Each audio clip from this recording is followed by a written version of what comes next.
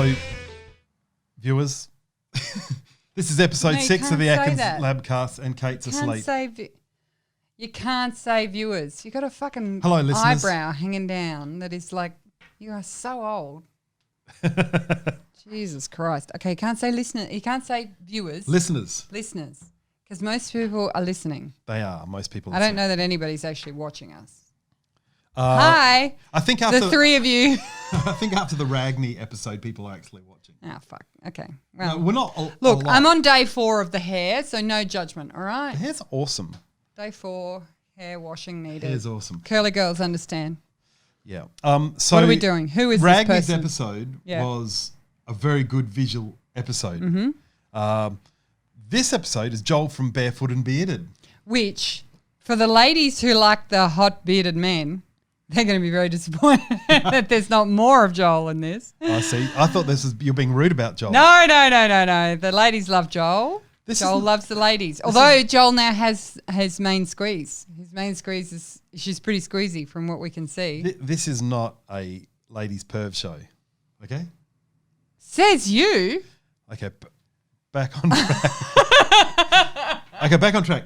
Joel from Barefoot and Bearded. One of the things, the reason why I wanted to put Joel on, yes, Paul, is because there is no one that I know is more sure of who he is and what he does. Yep.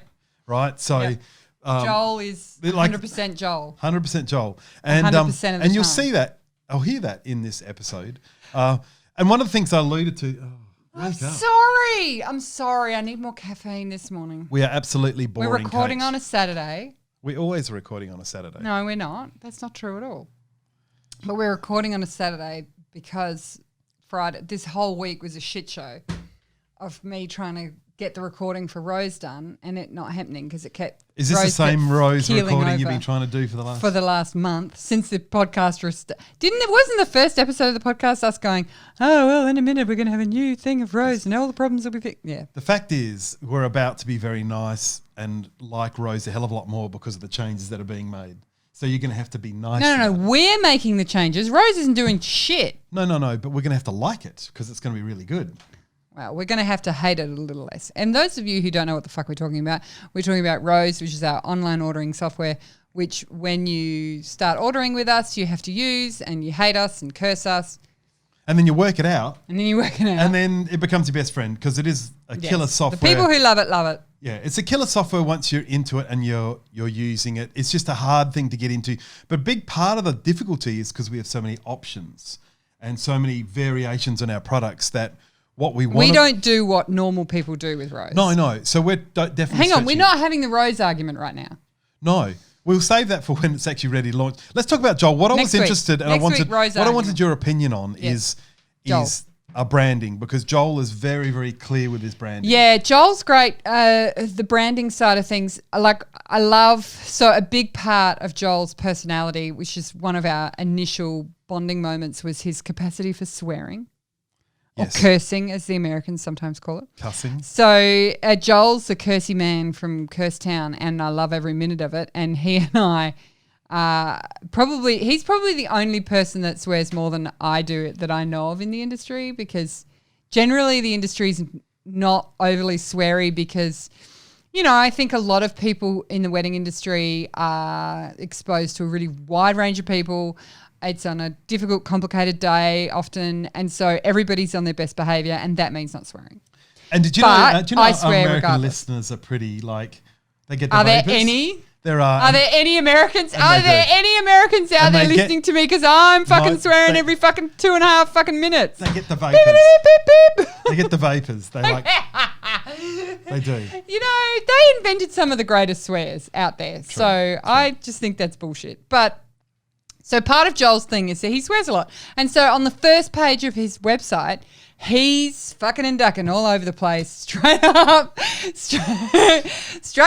because he knows that if you can't handle that, you do not want Joel to shoot your wedding. So this is the point about his brand. Or his elopement. He's very upfront about his brand, and he's worked out that if people don't like that, that's not his people, right? And they're the people he doesn't want to work for. Yeah. And he's pretty vicious about weddings too. He can be really and so you'll hear about that, which is really cool. I mean, he's balanced about it. I think he's reasonable in his ideas, and it's very well thought through. Yep. And I know he's upset people, and he's we talk about that in the interview. So that's a cool thing, but he does it with clarity and understanding. So what I wanted to do is just quickly ask But you. he also doesn't give a fuck if he upsets people.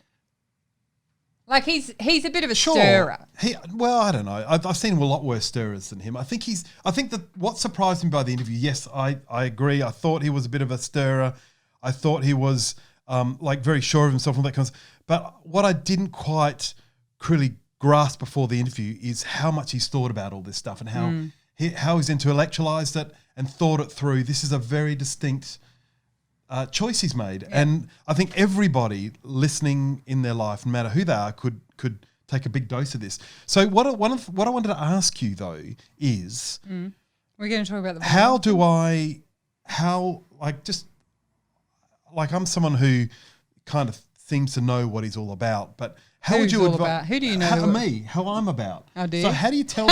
Thanks. How would you advise me to get a better understanding of my aesthetic and my brand to help me change my business and go forward and market it better? Or, like my personal... Oh, okay. So part of my branding rant. So I've done a branding rant. So I was, for those of you who are not aware, which is most of you, all of you probably.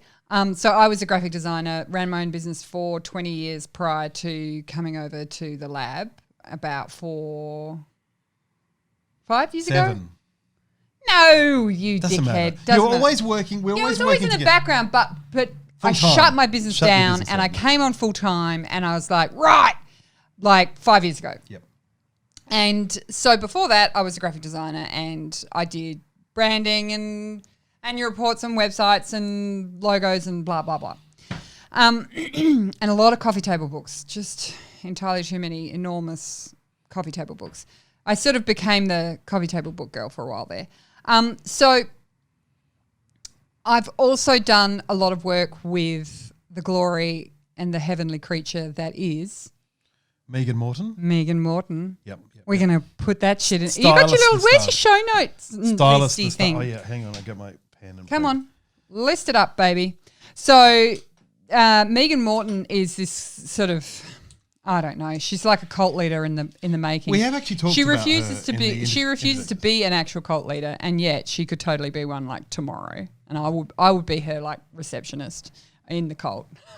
Anyway, she has this fantastic talk. It's a day long session. She does. I think she does two in one day. It's this sort of whatever. It's a course that she does on styling. You're suggesting people take it on. I tell you, I think it's incredibly powerful. Has she got an online version for of it yet? photographers? No, she will never. She will never do that. No, it's something you got to go and see in Sydney. You do. She does travel the country with it. Yeah, Sydney and Melbourne primarily, but you just got to go along. What's it called? Oh Something God, of we'll put in the show notes. Masterclass, styling masterclass, I think it is.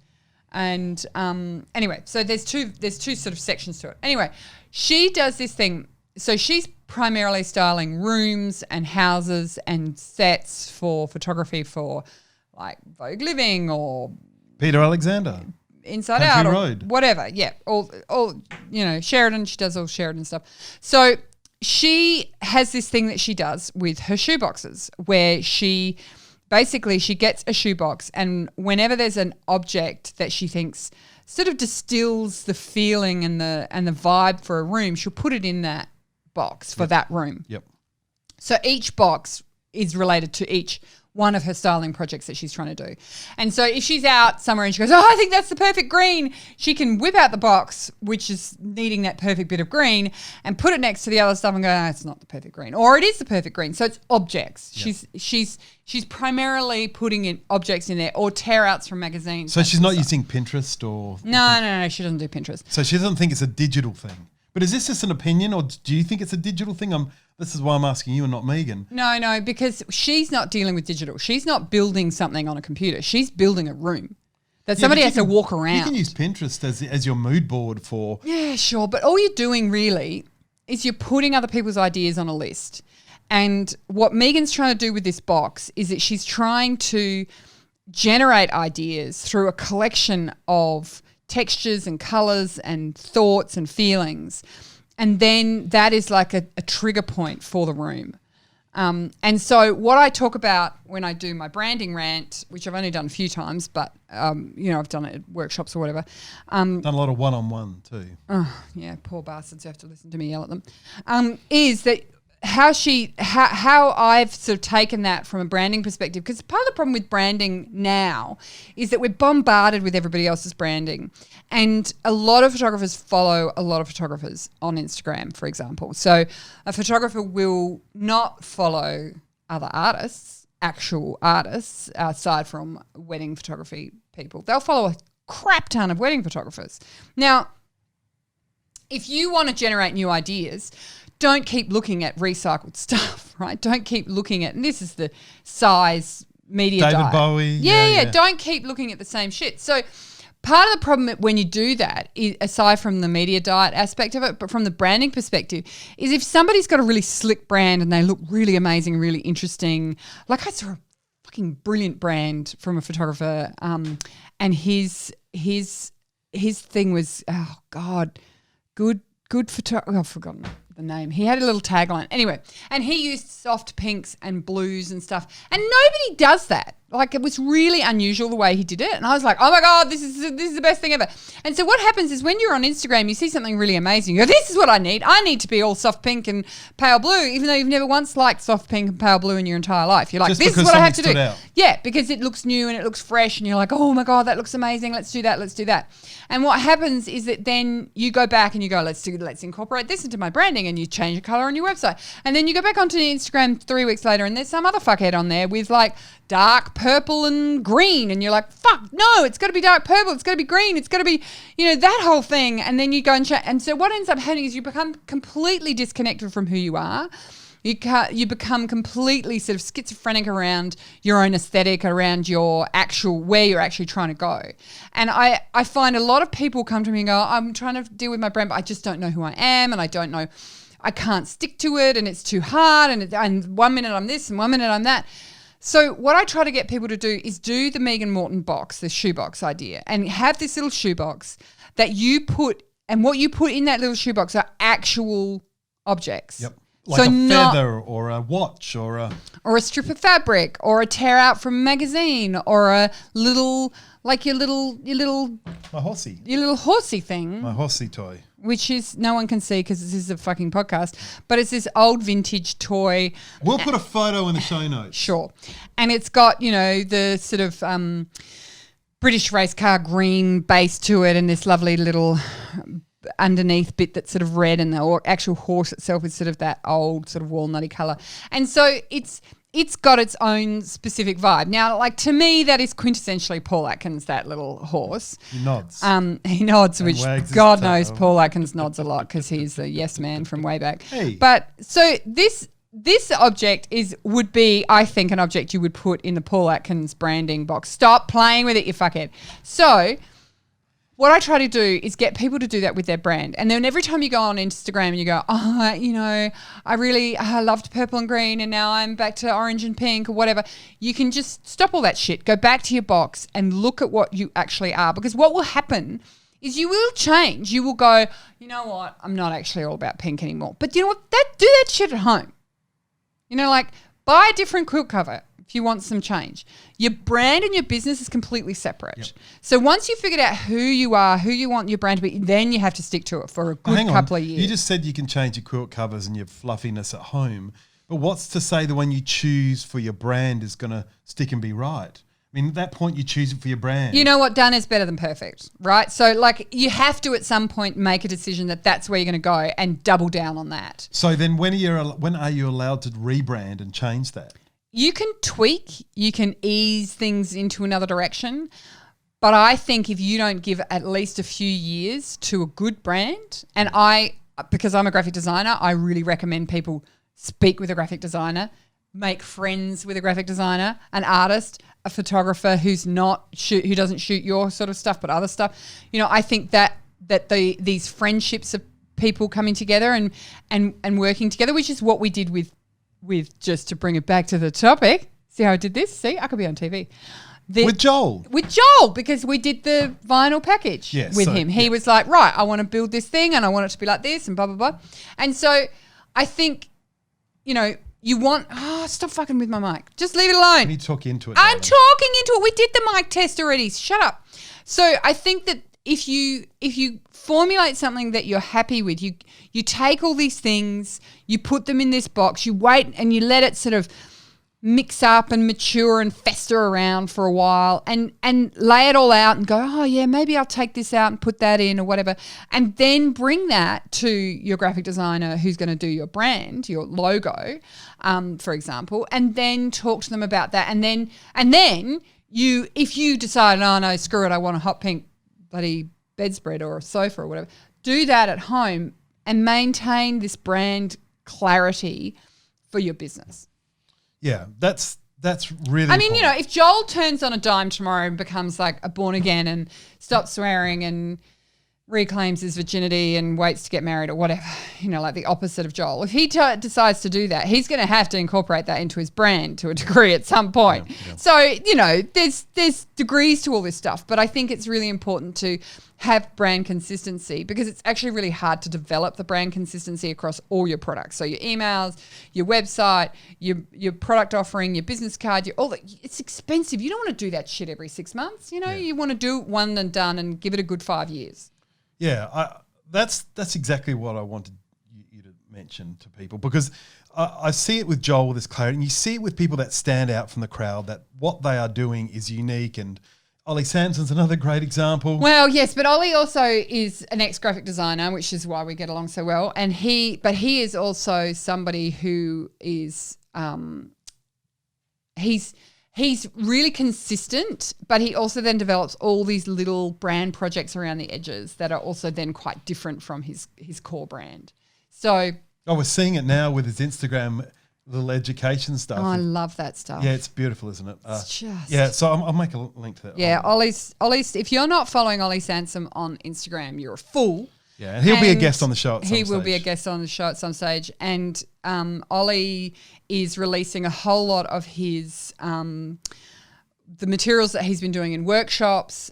He's releasing it for free on Instagram, and it's an amazing resource of weird, fucked up thinking that is the Oli. What it does, what I find is it just jags my thinking into a different place, exactly like this Joel interview did, where I was thinking I had this preconceived idea, and then suddenly I've listened to it. You look at one of Oli's things, it makes you see things differently. Yeah. And that's a really neat trick. And the thing that I think is really valuable about Oli's stuff, and I think to a degree with Joel as well, is that they make you think about your own stuff differently without wanting to replicate what they do. Yeah. So I think that's I think where somebody who is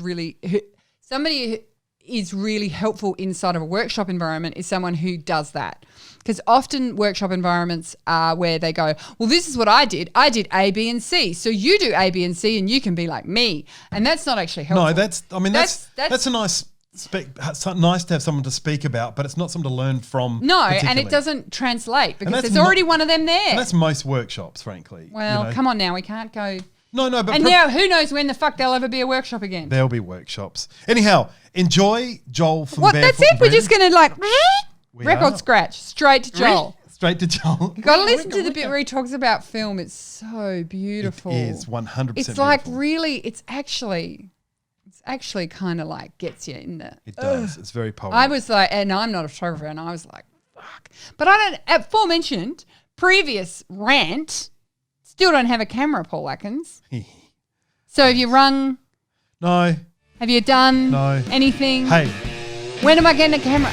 Enjoy. Australia, help me to get a camera. I'm stopping recording now. Hey, I'm on the call here now with Joel from Barefoot and Bearded. And this is episode 6, I think, of the podcast. And I've just got this flood of people that I want to talk to. And I think, other than running a lab, which is fun, this is the ultimate fun, I think.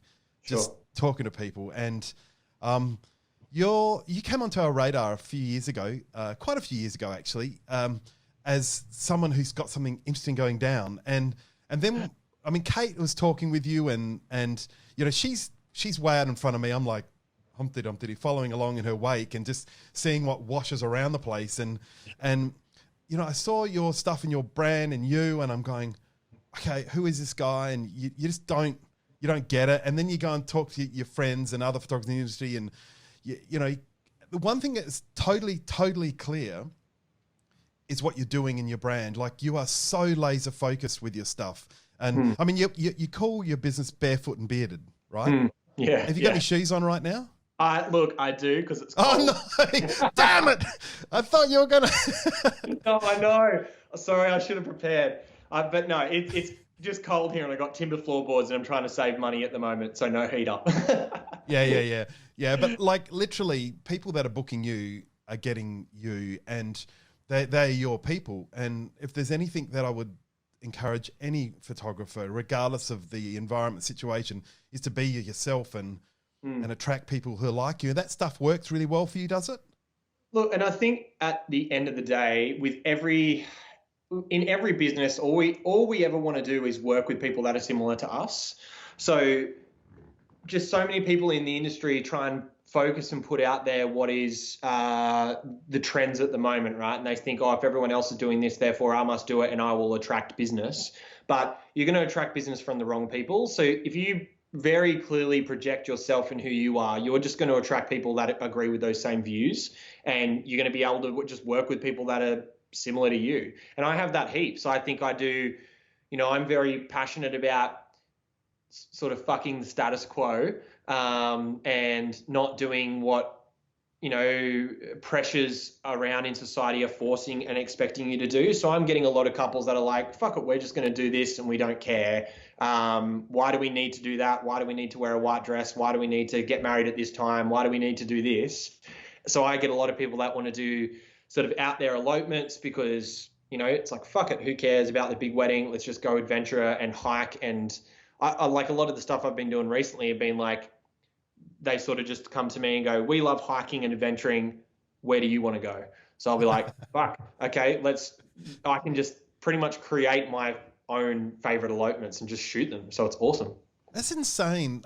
Like, we're so used to thinking about, like, you know, I went to business school and that, and they go, okay, pick your demographic. Where's the most likely to get the business? And you're like, you're thinking about that stuff. And sure, that type of activity might lead you to more of a business providing, you know, really a scalable, growable income type of thing. But it's not life, and it's not now. I mean, that was the 90s. Literally, it was the 90s when I studied that stuff. But people are running successful businesses now. It's really confusing, particularly in the, I don't know, I think you'd call it the solo artist world. I mean, that's what photographers are. Now, you're a wedding photographer, right? Portrait and wedding? Yeah, main job title, I guess. Main source of income, yes. Yeah, so I think in that genre, in that world of that, the big studios, they just don't exist anymore. The idea of being able to go, well, this is the style of our brand. I mean, I could be wrong, and I'm looking forward to interviewing someone who tells me completely different. But Sure. But I think niche is the way forward, and you've got it. You've got your people. You're very clear about it, and I'm sure you're not sort of like rolling around in the kind of luxury that you know everyone would imagine would be wonderful and we'd all love. But you got the life you want, and you're doing stuff. You know, you're making stuff happen, and you're being very true to what you want, right? Look, I think I've been reading a lot of this book recently called The Infinite Game by Simon Sinek. He's like a psychologist / businessman. He's he's amazing. I first found him out on Facebook with all those little things that he has going around, and bought his book. And I've been really focusing on that at the moment. And it is so true that especially in the, just like, I don't know, just in the older generation with Friedman's business logic, it was all in the finite, like meeting short-term goals, making money, right? And progressive and appealing to shareholders. And that isn't necessarily applicable in the sort of solo artist, you know, sole trader world. But still, like, people have that mindset of like, you must meet this certain number, you must make this money, you must turn it around. Like, yes, income and profit is important because you need to support like a lifestyle and your family, and you got to pay bills and food and all that sort of stuff. But you got to think about like what the cause is behind your business and like the infinite game. Because at the end of the day, if I drop out of photography today, like the business is still going to go ahead. Like the industry is still going to be there. So it's like, okay, well, what is my bigger purpose in my business rather than just like shooting weddings and meeting a certain quota each year? Like, what is the cause that I'm trying to pursue that is bigger than me and myself, that I can put out there and have this infinite mindset of like, I will always continue to grow and establish myself. And mine for me is just to create like conscious thinking about what you're doing in your life and not doing what pressures are expected to, society's pressures are expecting you to do. So that's my biggest thing. It has nothing to do with photography. Right now, my photography is my tool that I'm using to push that cause, but my cause is to like get everyone to think a bit more consciously about what they're doing in their life and not doing what everyone is pressured to do. So I do photography, but that's my cause. So that's what I'm trying to push higher, and whatever profit and income comes through that in whatever form, whether it be weddings or workshops or, I don't know, personal development teaching, whatever that is, I don't care what it is, as long as that's the cause that I'm pushing in my life. And that's what I try and pursue every day.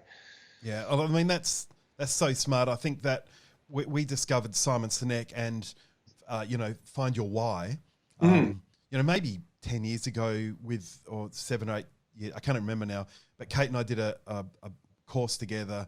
And that was such a thing that once you understand the things that drive you, and it's not about the things that you think logically make sense so that it gives you the best chance for quote unquote success. It's the stuff that's dear to you, the stuff that you're reflecting back. And one of Kate's friends, and she'll talk about it sometime when I can nail her down for it, has this thing about finding who you are.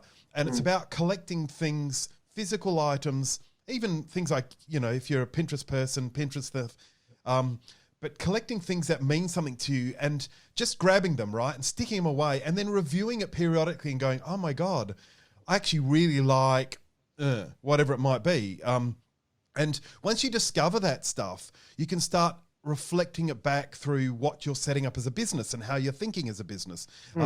And for you, like, that's just, I think it really comes natural to you because you started the thing that struck me first of all was Kate said, here's a guy that's just encouraging elopements, encouraging small weddings, and being passionate about it and being like right out there. So do you get, you're going to get people who are thinking about small weddings and that kind of stuff, but do you get big wedding inquiries and that kind of stuff? Or how does it all work? Yeah. So look, like I said, necessarily, and my tagline for my business is fuck traditions, do it your way, right? I'm very out there about, I can list most traditions, tell you where the basis of them come from and like the history of them and why couples are doing it and like an alternative.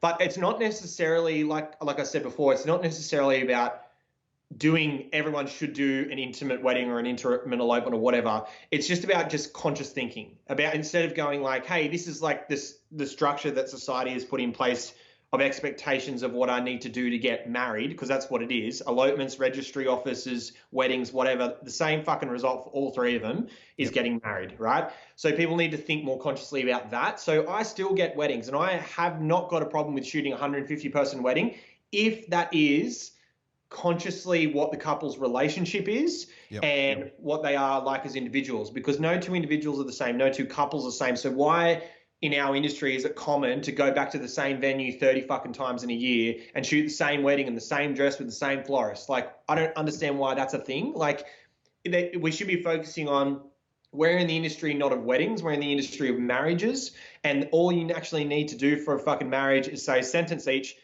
The celebrant says sentence, someone else needs to fucking hear it, two people need to hear it and sign a bit of paper. That's all that is required to get the same result of a wedding, elopement, or a registry office, whatever. That's 100%. All it is. So we need to start thinking about that as a concept, I think, because at the end of the day, if you had it's so common to get wedding inquiries and go, oh, we just want a big party. And I'm like, would you spend $60,000 on a fucking big party any other time of year? No. So why are you doing it now? That's so much money with 60 grand, as if you could elope. Let's just think about if you want to, this is the extremist, right? Say, for example, you had $60,000 in your bank account. You could elope pretty much anywhere in the fucking world and get whatever dress you want, whatever suit you want, whatever celebrant and whatever photographer, because that's pretty much like all you need. You actually don't even need a photographer. You just need a celebrant. You could do that anywhere in the world for like maybe 10, 15 grand. Yeah. You have $35,000 or $45,000 left in your fucking bank account. Why don't you go traveling around the world for like a year or two, or like buy a house? Like that is like traveling for a year is going to do so much more for your relationship than having a big fucking wedding. But that is a very extreme concept. Like I shot a wedding at the end of last year and it was like 130 people. And it was probably one of the best weddings I ever had because they were renowned for holding big parties, right? Like that was their thing. They were very social animals. And we went out and got some really cool portraits on Sunset too. But it was just a sick party. Like I remember going away from that going, do I actually love weddings again? Like, do I love big weddings again? It wasn't necessarily that. And it's not that I don't like weddings. I just don't like going to elopements, intimate weddings, or weddings where I feel that the couple are just doing it because it's of the pressures and the expectations.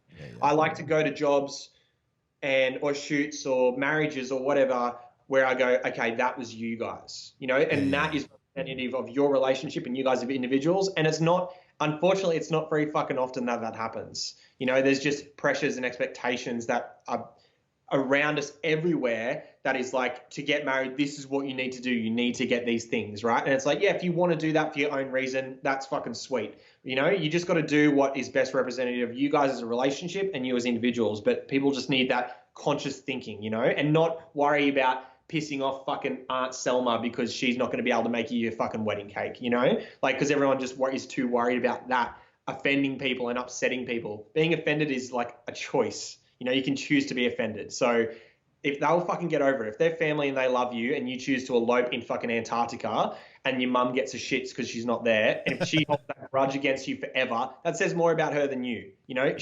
What your family should do is support you and encourage you to do whatever you love and whatever makes you happy, because that's all they do throughout your relationship. And then when it comes to the wedding, they don't care about your fucking opinions. Everyone's a wedding specialist when everyone else gets engaged.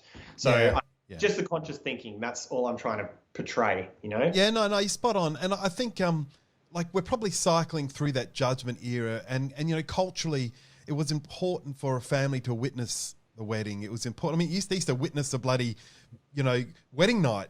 Sex, yeah, sure. That was a thing back, and it wasn't like, it was a long time ago, but it wasn't that damn long ago that's what we did. So the actual witnessing of the nuptials and that kind of stuff. Look, culturally, I get the importance of it, and people recreate ceremonies and they do that. But if you're just going to go and have you have your elopement, and you come back and you have a party, and you bring all those people together, and you then do something together that makes Aunt Selma happy. That's going to still be a lot cheaper than a wedding, because you put the W word in front of anything with with catering and whatever, it suddenly gets pretty expensive. Because I understand it's the drama.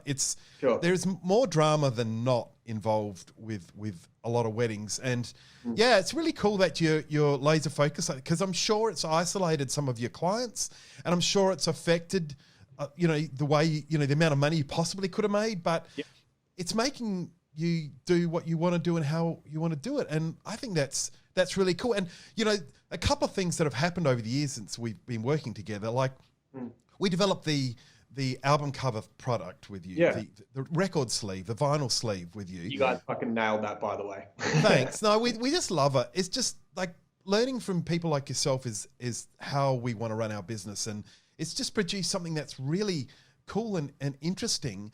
And it reflects this idea that, it's typically a double sleeve, right? So there's a couple.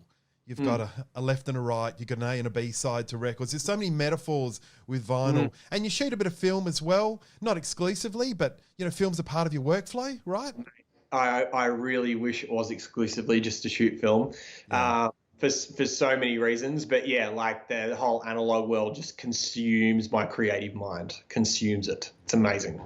It's special, isn't it? It's unfortunately right now in this point in time, I thought we'd shaken off the judgment with film photographers versus digital, but I still hear like, why in the hell would you do that from some digital people? And I don't know, it's obviously a personality thing that works, but there is something about creating something that's you get what you get and it comes out of it and it's got a look and a feel. I don't know. I'm not really good at this.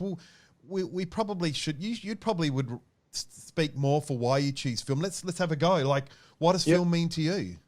I think in our world right now, we are so heavily influenced by media, and it's so saturated, right? And at the moment, it's photography is becoming so much harder because it's becoming so much easier.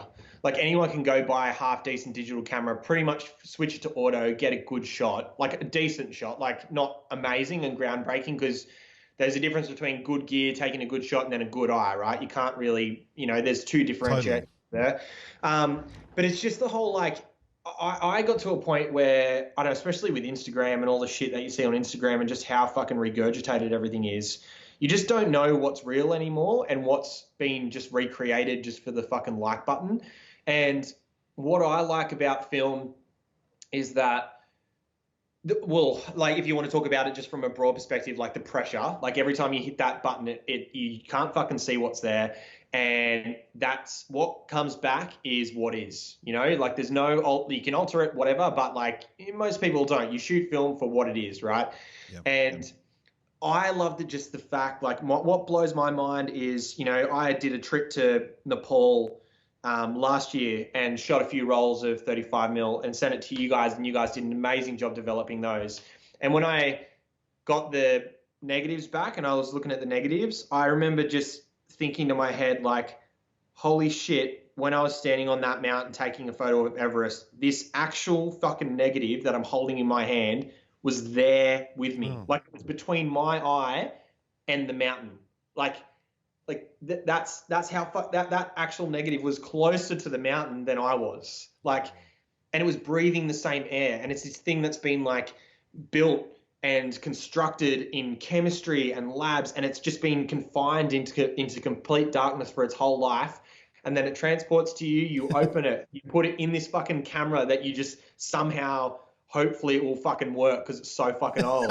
and then you press this button that opens this hole, and this whole thing that's been living its life in darkness for so long gets to see a bit of light, and that bit of light gets projected permanently onto that, and then it's like just held again in darkness. It's just had one vision its whole life. It's held again in darkness. I send it all the way to you guys. It goes to another dark room, gets put in some chemicals, and then we get to see what that thing saw, and that's it. Like, how fucking cool. Like, that is the best. We get to live every day looking at like all these things around us, but film has 1/500th of a second or one fucking however long your shutter speed is to look at something, and that's the only thing it will ever see, and that's it. And it's permanently ingrained on that thing. And it's just like, that's it. That's its life done. And you're like, holy shit, what's such a long process and such a beautiful, long, creative process leads up to 1/500th of a second that gets to see, and then that's it. Like, it's almost like a symbolism of life. I don't know. You can get into that so philosophically, but it's just so beautiful, that process. Like, it's so long and beautiful, but then so short and abrupt, and then like results in permanency. I don't know. It's just amazing. I think about it like that, a life thing. And you can blabber on about how it looks artistically and all that sort of stuff, which I'm sure you've heard and you feel and everyone else that shoots film feels. But I think it's more just the life of the film. Like, every time I hit that shutter, like how important that is to like life. I don't know. It's just beautiful. I love it.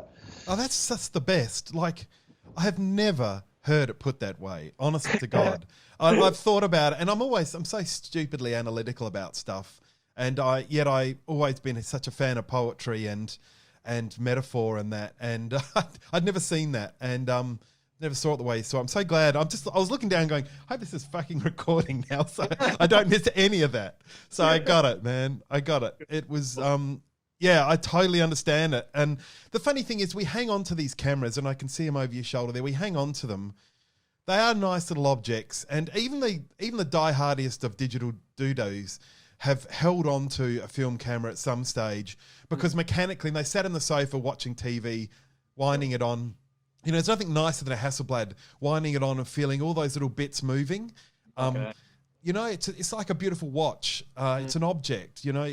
And humans have a really distinct relationship to objects. We've been carrying things in our loincloths since, you know, we were, you know, cavemen or whatever, you know, Neanderthals or whatever. We were carrying things that kept something meaning to us. And I think at our DNA, heart of it, we want to do that. And so you've got that.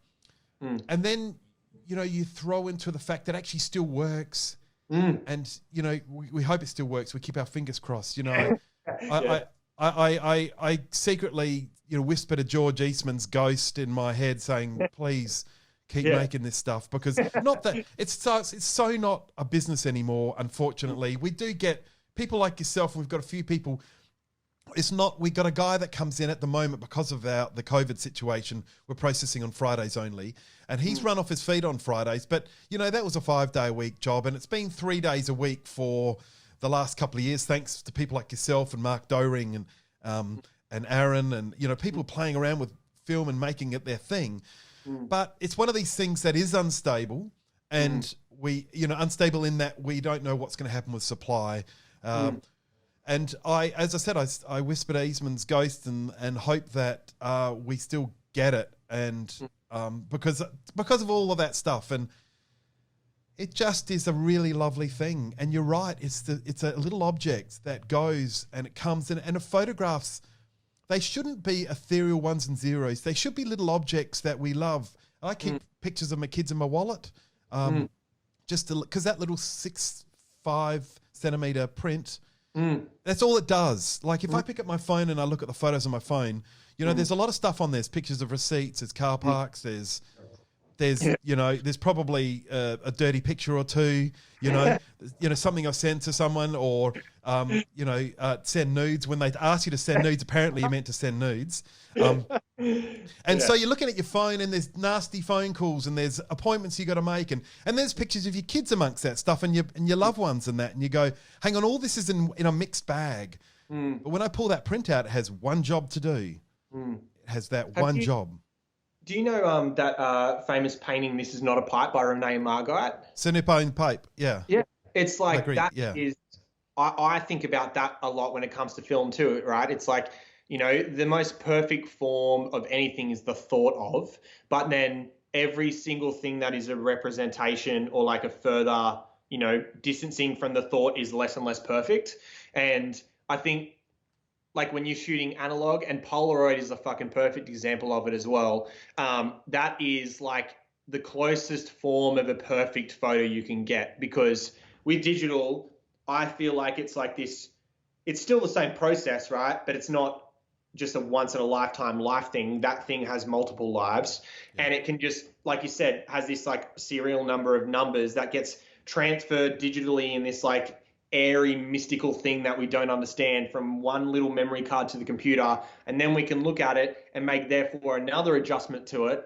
So, and then we can go, all right, now we can export it. And then we go, cool, that goes now another adjustment that goes to the desktop, and then another adjustment from the desktop to the phone. And then what about the phone to the print? It's like, there's like 30 steps there that you have from the perfect image to what we actually use in our consumer world, right? And then you think about film, and it's like, hey, there's the fucking negative, or there's the Polaroid. That is the most perfect form of an image you can possibly recreate, and anything further than that is just like a representation of the thought, you know? And I just think, I think about that a lot when I think film too. It's like, that's the fucking only one, the only fucking thing that's there that is the most truest and purest form of that image and of that moment that you can get that isn't the thought, you know? It's amazing.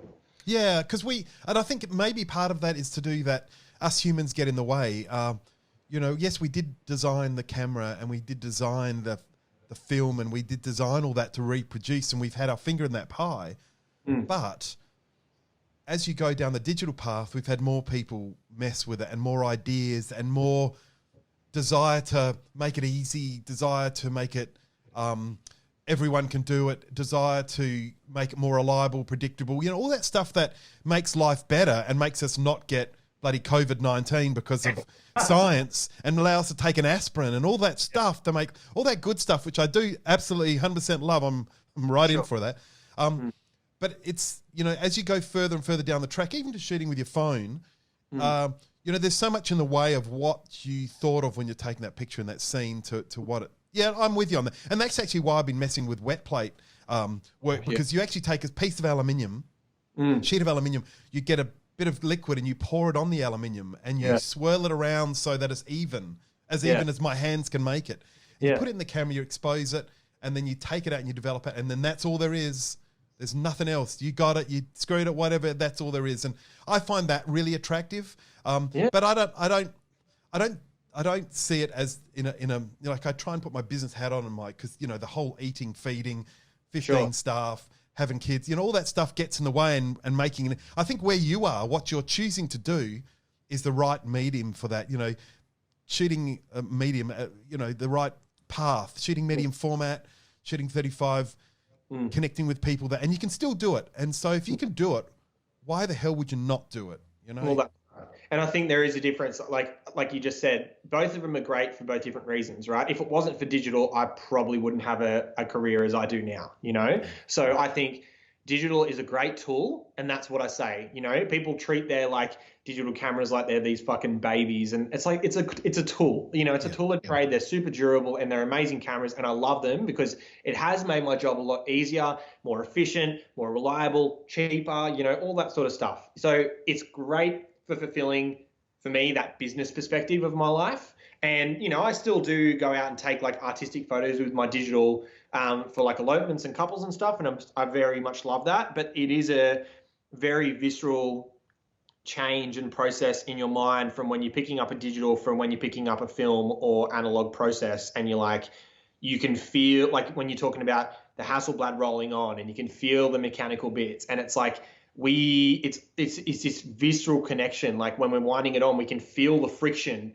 and then the winding, and you can feel all the mechanisms in the camera moving. And then when it clocks on, it has this release and this clunk, and you're like, fuck, I just felt a camera wind on, you know? And with digital, you don't feel anything. It's just dun, dun, dun, dun, dun, and then you see these things and numbers and pixels pop up on the screen, and it's great, fantastic tool, but it's not the same as that mechanical. I call it visceral. I think it's a part of you. It's like an extension of you when you are feeling that analog process, and you can hold everything. You can smell it. You can taste it. You can fucking eat it if you want to. You know, it's all there, and it's just it's a part of us. And I think that's what we're striving for a lot more in our life and society anyway, to feel like a part of something. We all want to belong, and we all want to feel like there's a sense of connection there with people within ourselves. And when you can actually pick up this little mechanical thing that's so fucking old and you don't know how it works, or you do know how it works, and we can feel connected to that, it's fucking beautiful. It feels so much more inside us emotionally than than just the task of just taking an image, you know? Yeah, there's so much 100%. More. So community's huge for you, and I know one of the things where I first got a chance to spend some serious time with you was at Hotham Exposed Adventures at Mount Hotham last year. Yep. Which you've run how many times now? That was the second one. That's the second big Hotham workshop. So the first one we did in the Blue Mountains camping. And that was awesome. We did it in TP tents and stuff, but we've come a long way since then. Well, that was awesome. There was a ton of people up there. How many people did we have last year? I think overall it was 55 or 60 all up, yeah. And that's okay. So say this recount. 60 people came to a workshop. They were devoted for what? 3 days? 4 days? What was it? Yeah, 2 days? 4 days. 4 days. 4 days. And you're at Mount Hotham because it's a pretty unique location in autumn, wasn't it? Yeah. Yeah, yeah. Yeah, and so it's kind of perfect visually. And actually, I was thinking the times in my life where I've picked up a camera again and been inspired, young, I did it all the time. Had my kids, all I could photograph for those first 3 years were kids. And, that's... Well, you got to love your kids, but you get sick of taking photos of poor little bastards. Sure. Yeah. And the next time was when I went to Yosemite. Yeah. And I walked into the door of Yosemite through the tunnel, as feels like the door. And I went, oh my God, I get it now. And then my next thought was, geez, Ansel Adams was lazy. You know, never to be here and to never want to leave and to just photograph this joint. I totally get it. It's like the easiest thing in the world. He stepped out his door and boof, it was right there. So that was the second time. And then, you know, I've been on and off photography over the years of inspiration, but going to Hotham, it triggered me again. And it was just, it's such a dramatic place and actually really accessible, which I think is one of the smart things you chose. Yeah. But also the people that were there, like what a great community you've wrapped together, you and Aaron. It's incredible.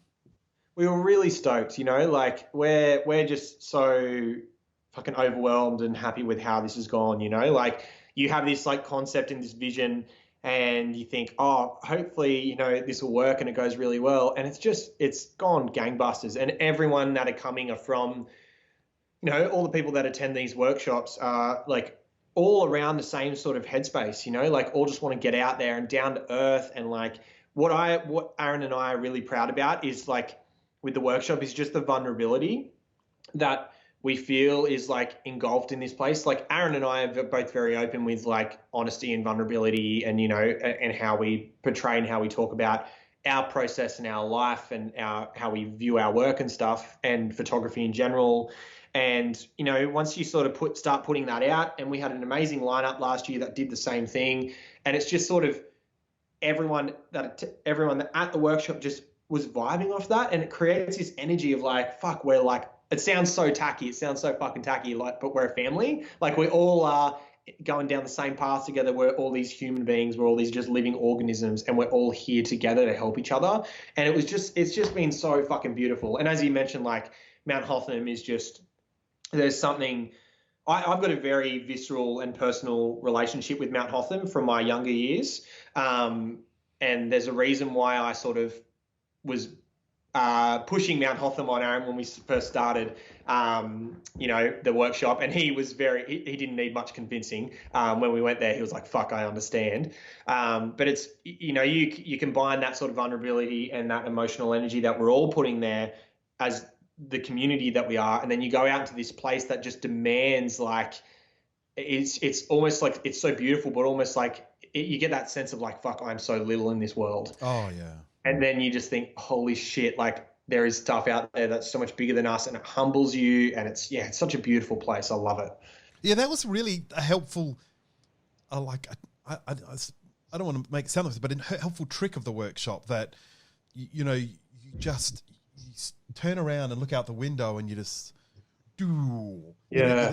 You know that whole scene in that cinematographers do where they draw the zoom in and you just fly out the window, like, you know, metaphorically, and you're over this thing like a bird in the sky looking down at. Yeah.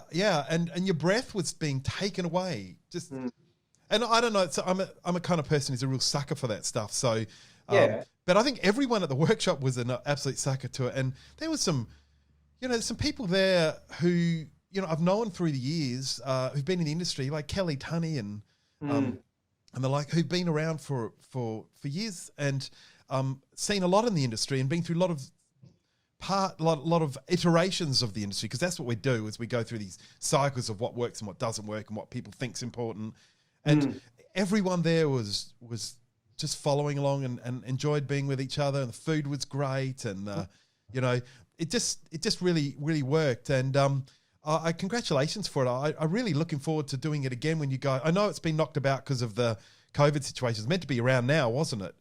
It was meant to be third week of May every year. So we're just sort of, Aaron and I are still in the process of chatting about what we're going to do about this year. But yeah, no, thanks, mate. Really appreciate it. You know, I got to take my hat off to Aaron. Aaron does a lot of work behind the scenes. You know, Aaron does so much for this workshop, and he's just very driven and very visionary. And yeah, we do make a really good team, and we are just very proud of ourselves for how this has turned out. So we're stoked.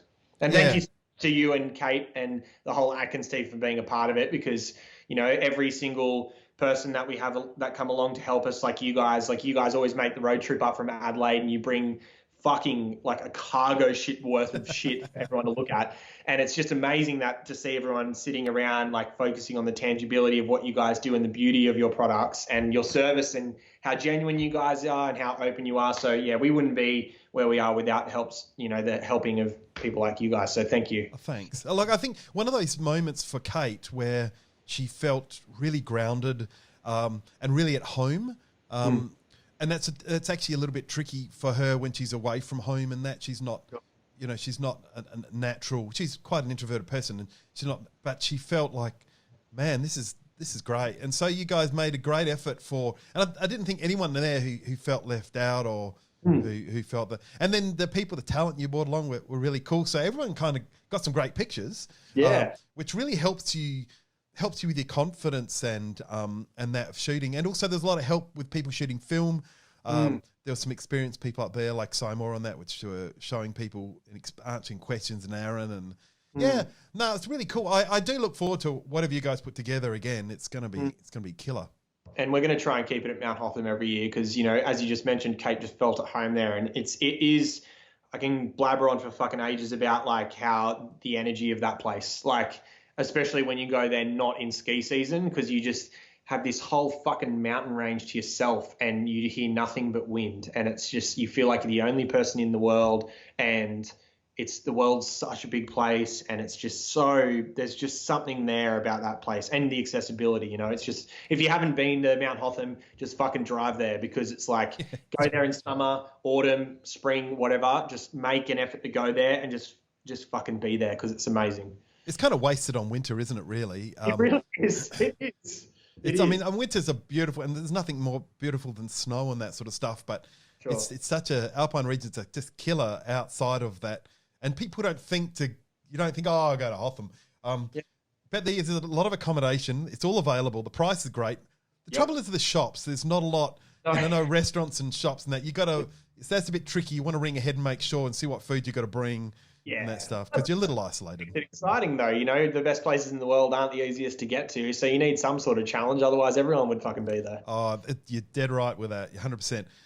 So hey, look, tell me, I was curious about one of the pivots that you're working on recently with your couples photography, because oh my God, is it spot on?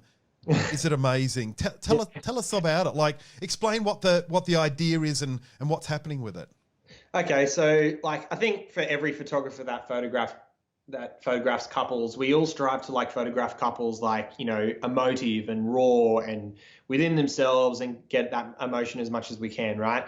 And I think I've always thought like behind closed doors, the most emotive and connected and pure energy you'll ever have towards your partner is like pretty much like when you're in bed, like there's nothing more vulnerable and raw than those emotions, right? And I always strive to photograph couples like in that state of vulnerability. And I've always wanted to do it, but I just didn't know how, right? And me and my partner, Ash, so it's pretty much Ash is like the driver for this business, right? And it's her world. She's always been obsessed with that sort of level of art and photography and like the sort of, raunchy vulnerability and that lust and that passion and that energy, right? And if this business is anything, it's a representation of mine and Ash's relationship. So if you look at the stuff that we take, it's pretty much that's the energy and passion we have for each other. So it's like a self-portrait of us, right? And it's just pretty much like photographing couples at home. We start in bed. They can get as fucking raunchy or cute as cuddly as they want.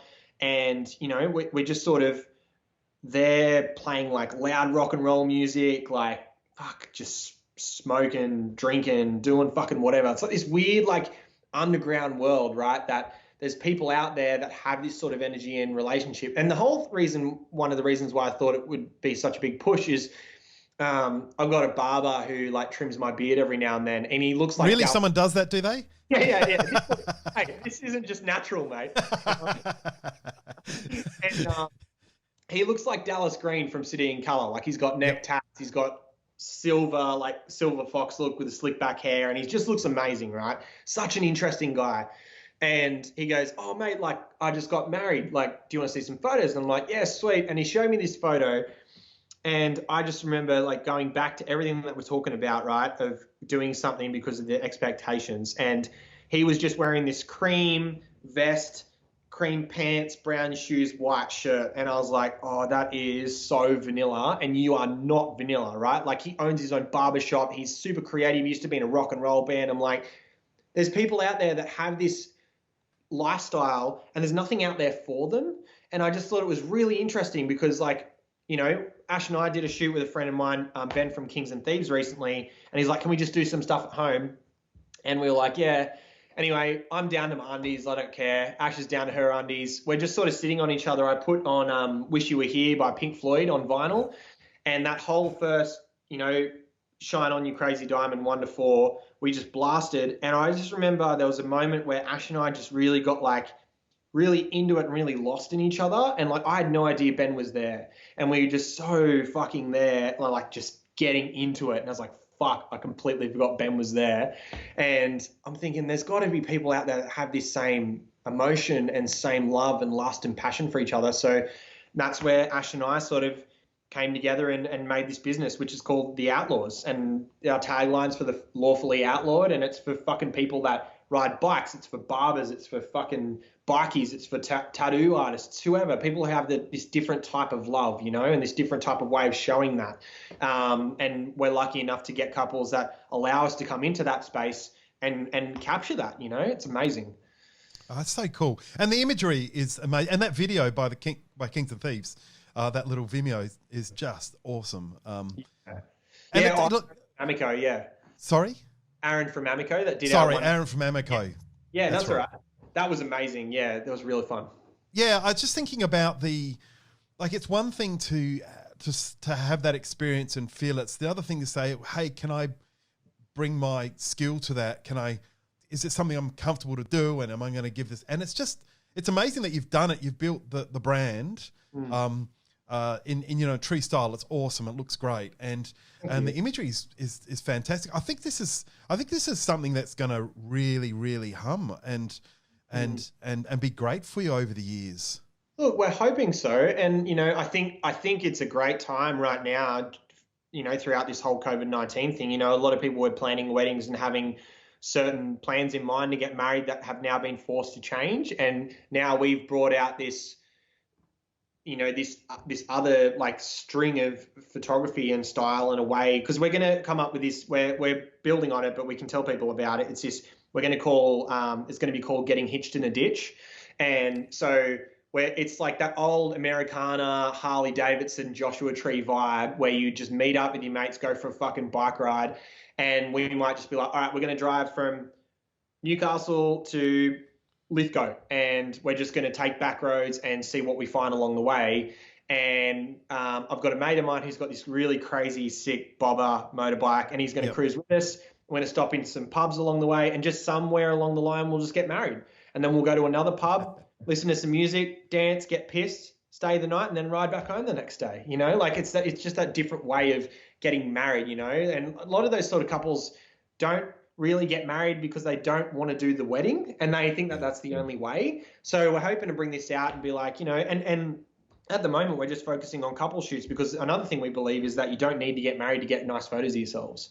You know, like you should, 100%. We recognize that, like, you know, couples and individuals, we grow when we have good phases in our life, and it's like, why can't we get photos to celebrate that? And that's what we're trying to really push with Outlaws as well. So we love it. And I think it's just so, I can fucking talk about this forever because Ash and I are just so passionate about it. Just having couples that are vulnerable and raw and real, and, you know, and I have to take my hat off again to Ash. Like, Ash is, if I didn't have Ash to help me with this, it wouldn't happen. And a lot of the images are hers, you know, a lot of the fucking sick shots are hers. She is a very talented photographer and it's her world. And it's awesome, this dynamic. When we were starting it, because I have the background in photographing couples, I thought I would be the one that would come in and, you know, sort of control and adjust and move a lot of stuff. And I feel like the second photographer. It's great. That's Ash goes, she comes up with all these ideas. She's like, hey, move there. Hey, just fucking slap her ass. And I'm like, holy shit. All right, let's do this. Bang, bang, bang. You know, it's just so, it's on. And she's so amazing at it. And if I didn't have her helping me out with this, I would have no fucking idea. So we worked out that she brings that vibe and that energy, and she knows what to do. I just bring the photographic knowledge and the film knowledge. So I've just taught Ash a lot about film and like what stocks to use, what cameras to use, flash and all that sort of stuff. And she does a lot of the setting up and a lot of directing. So, yeah, it's amazing. If she wasn't around, I would not be able to fucking do this thing. That's great. Amazing. Just, you know, like just this thing, it says to all your adaptability that you can go, this is, I know where I'm out of my depth and this person's better at this and I'm just go with it, because world's a better place when you know, you live and learn, isn't it?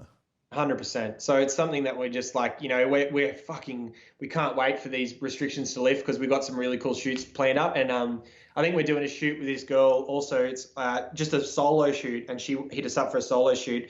And it's like a self-love shoot. So we're just going to rock up on film, and she's just going to, it's not just like a rocking up to do a portrait session.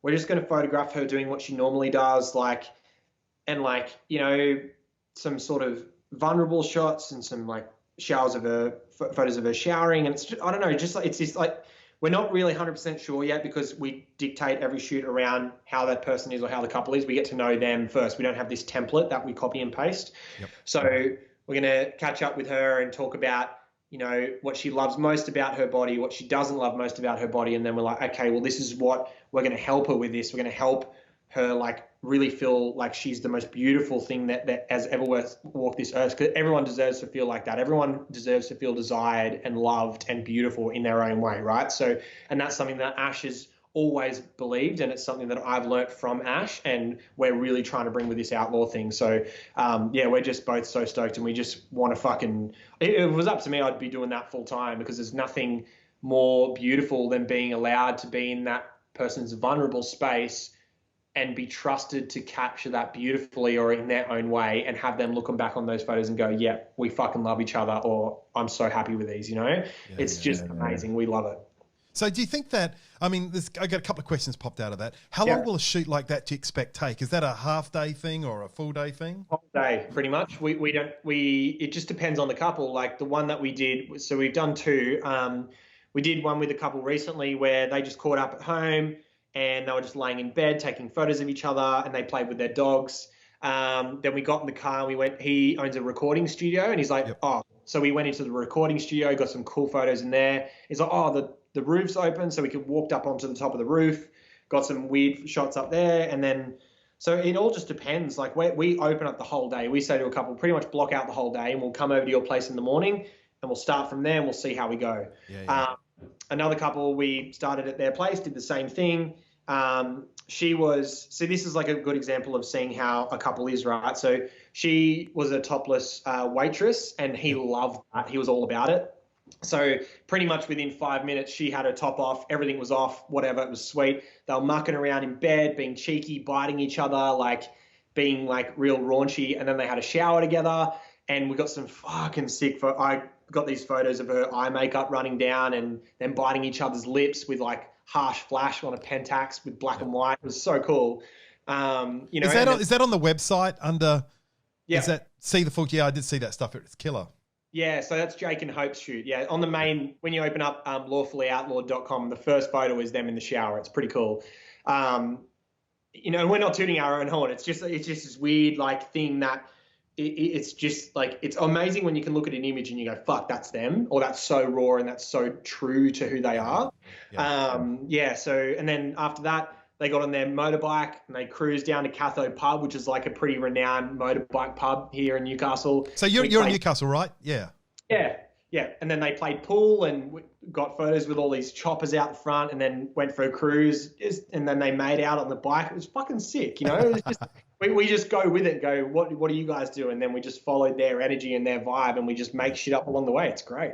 And it's not like it's actually, I mean, I don't mean to be sticking my business hat on, but it's good business. These people have got money, like they've got a life, and that it's a real thing. It's, you know, it's a really cool thing. And I think in some ways, the more often, and I saw this happen with birth photography, where it became okay to photograph, childbirth. And I know it's always been done in a way, but man, it's at a level now that I'm just so thrilled for, because photography, I absolutely love photography. And I think it's an incredibly powerful tool. Sure. And anchoring times like this, times in your life, where stuff is happening that might not be like this again, to grab it, to lock it down with someone like yourself and Ash who can make sure it happens and make sure it's locked down well. It's a really cool opportunity. It's great. And if you want to think about it from a business perspective, these are people that spend thousands of dollars on body art, like I'm talking people who are heavily tattooed, that like tattoos aren't cheap, especially when you get a lot of them. And good ones. And good ones, so it's like these people like appreciate that art, and they have or they might have old Harley motorbikes and they spend thousands of dollars and thousands of fucking hours working on this motorbike because they see it as this craft and this piece of art and it's something beautiful, right? So these people like really value that sort of stuff. So why do they feel the pressure? And this is just exactly what I preach with Barefoot and Bearded and exactly why Outlaws exists. Why do these people feel like they've got to conform to society's expectations and go have a fucking wedding like everyone else? Or that they need to be engaged and they need to be having a wedding to get photos? Those sort of people need to be celebrated and know that they are desired and beautiful in their own way. And that's what Outlaws is about, where we're a couple out there to photograph the fucking misfits of the world that don't feel like they fit into the norms of society. And that's fine. And that's okay to have that, and that's what we have. That's just killer. That's so what do you feel it goes like? Part of me is going, this is a great young people's game because people get old and ugly pretty quickly. And I'm just being harsh about that, but you're going to follow your nose, aren't you? You're just going to see where it goes and pick up the next opportunity as that happens. Because in many ways though, this Outlaws idea actually could go for 60 years. That's what we're hoping, and I think like when we made this business, I was very interested to obviously look like, hey, I wonder if there's anyone out there actually doing this. And there's a lot of people out there that photograph like alternative couples and they have that sort of alternative vibe, but it's not as well. No, everyone does it differently. We strive to be a bit more confronting in our marketing and the way that we portray ourselves, because there's just so many people out there that have that energy that don't feel like they can do that, or feel like they have to do that in their own little clique, and that it's not beautiful and that it's not accepted. And for us, it's like it's only early days. I think this has been open for like a month, right? So we haven't been around for very long, and what a time to open up during this pandemic shit, right? But it's like we're really thinking, and we're both very confident that this is gonna go really well, and I think it's gonna go really big. That's what we hope, and we want to do this for a while. And I don't think it's going to be something like weddings where people are like, it takes a toll on their body in a certain way. Like people get to a certain age where they shoot weddings and they're like, being on my feet and being focused for that long throughout the day, like takes a toll on us. And I think with us, it's like, yes, it's a big day and it's fine, but it's also very flexible and it's also very like adaptable to the couple. And I don't know, in terms of like a vision thing, like a lot of people go, oh, no one's going to hire a 50-year-old person to come shoot like a 20-person-year-old wedding. And it's like, well, like Ash and I, Ash's thing is she's going to look like Amy Winehouse when she gets older. And I'm going to have the same length hair, but all white and just like throat tats and whatever, right? And it's like, whatever, like that's fine. We're going to be misfits as well at our age, at that older age. And that's going to be fine because it's going to be accepted by those people that are the same culture, Yeah. Oh, that's it. I mean, I think you do have to think that way a little bit, but I think it's wrong to actually be focused on that. I think it's so important to be focused on now and in a couple of years and be watching that and pivoting on that. I mean, we're talking about if you want to keep feeding yourself with photography, if you want it to be your sustenance and you want your kids to be able to, have whatever you want your kids to be able to have and you want to travel, you have to think a little bit that way. But if you're thinking too far ahead, I think you end up hamstringing the good ideas and going, look, it won't last 10 years because I'm going to look like whatever, or who's going to be my people. Like, give a shit. It's not, you know. Worry about the now. And that, like we were talking about before, it's like, you know, people fucking worry about that shit, and it's like, fucking hell, how much of your emotional and mental energy are you wasting on that on a day-to-day basis when you could be putting it into the stuff that you're passionate about now? And what's your cause? You know, like we're talking about before, what is the fucking cause behind what you're trying to do, not just in your business, but in your life? And I think with Outlaws, it's like we're trying to just, all we try and do, our biggest cause is to create a space for these misfit couples to feel loved and comfortable and desired in their own way, and be able to show love in their own way. You know, like not every couple is physical lovey-dovey. Not every couple is a verbal thing. You know, like there are 5 different ways of showing love, and they have their own very unique way of doing it. You know, not as a blanket statement, but like majority of them do. So it's like they should be celebrated and feel like that's okay as well. And they do, but they don't feel comfortable to show that out to people because it is different from the norms of the society, right? So that's where we come in and we're like, no, however the fuck you guys are is perfect. And that should be celebrated, and you should feel loved, and you should feel desired and beautiful in every way. And that is our thing, you know, and that is our cause behind what we're pushing. If this closes down in 6 months, who gives a fuck? It was a great time, you know. If this closes down in 6 years, that's fine. 60 years, who cares? All we're thinking about is this is the cause we're trying to push, whether it's through the form of using the tool of photography, or if it's through fucking whatever comes along, you know, in whatever way we can push that cause, that is our fucking goal. You know, income's going to be secondary, and like, you know, longevity is going to be third. You know, as long as we're pushing that fucking cause, whatever the results of that are, then that's fine. That's how it's meant to be. Yeah. Yeah. You mentioned earlier that what a time to launch a business. Actually, I actually don't think it's that bad a time to putting the visuals out there and getting people thinking about it. I think it's just going to build the desire up, really. Well, see, that's the thing. That's the other end of it. It's like, well, people are on their phones and computer a lot more now, so it's actually probably a great time to put it out there marketing-wise. And they're lying around. Yeah, and I think the other thing for us, though, is that we really, before all this happened, we wanted to have not just a normal online drop. We actually wanted to do like a big launch party, like I've got a mate who does like custom cafe races and bobbers and motorbikes, and we were just going to book out a warehouse, have him bringing heaps of hot rods and motorbikes, and then we were going to have like a band, and we're going to have an alcohol truck, and it was just going to be a free event that people just rock up, and we just go, hey, we're the fucking Outlaws, this is the shit we do.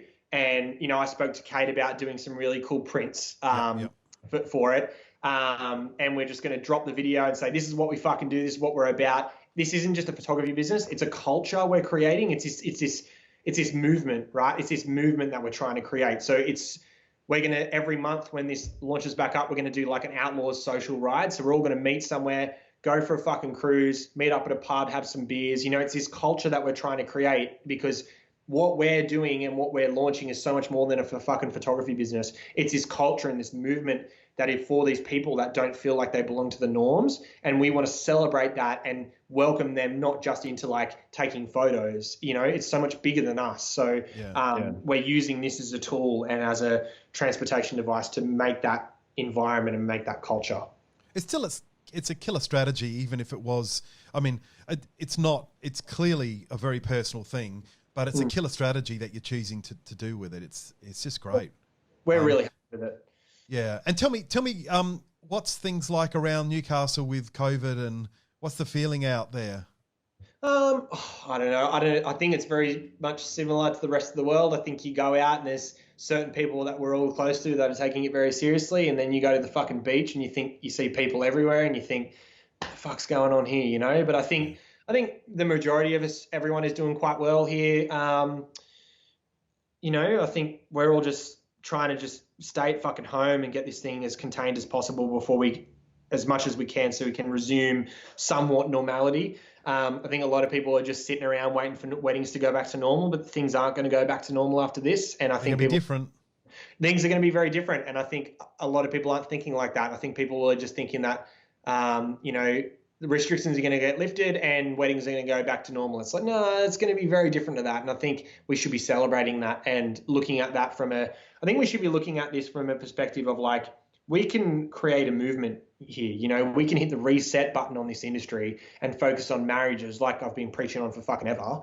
But we can be focusing on this in terms of a marriage and like, how can, like, I would love to just be like, all right, cool. I've got 4 marriages this month. And that's how we talk about it and go, oh, what are you doing this day?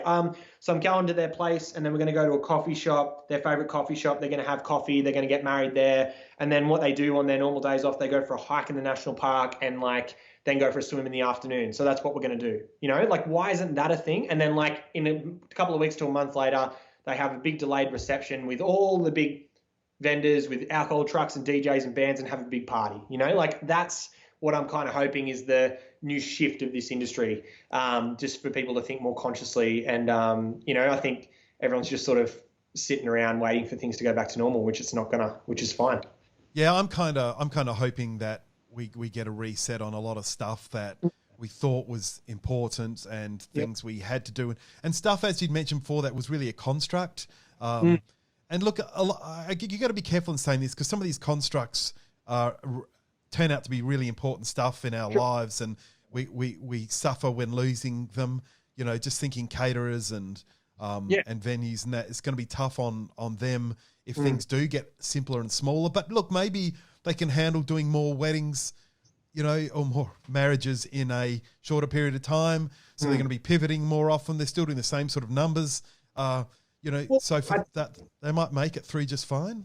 And look, I think when all this sort of kicked up, right, I sort of put out a thing about elopements and potentially doing elopements. And naturally, throughout these times, people are very sensitive and very scared, right? So I got a lot of people hitting me up negatively about that sort of stuff. Did you?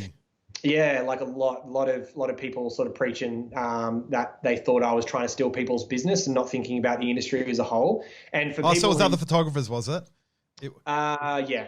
Oh, that's disappointing. It is. And I think people, and some of them were people that I knew quite well, and I thought that was just goes to show that people are very scared around this period, because those people that actually knew me quite well should know that I'm not that type of person, you know? Yeah.